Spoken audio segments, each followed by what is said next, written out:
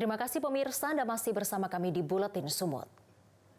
AHF Indonesia menggelar sosialisasi dan edukasi tentang perawatan dan keberlanjutan pengidap HIV yang bertujuan untuk mendukung pemerintah mencapai target nasional penanggulangan HIV yaitu 3-0.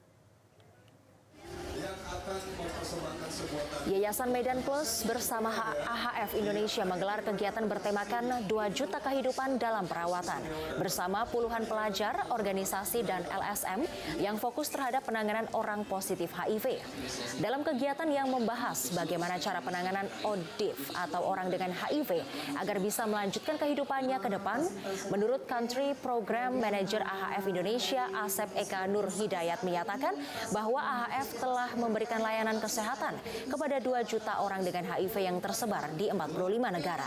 Di Sumatera Utara, AHF Indonesia bermitra dengan Rumah Sakit Pirngadi dan beberapa puskesmas melayani sekitar 2.000 pasien dengan HIV. Setiap fasilitas kesehatan tersebut melayani sekitar 600 hingga 700 pasien dengan HIV.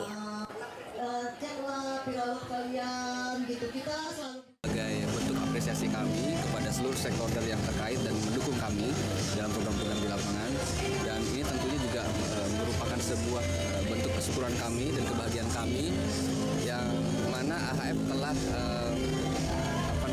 berhasil secara monumental memberikan layanan kesehatan kepada 2 juta orang dengan HIV ya, di seluruh dunia di 45 negara. Di Indonesia?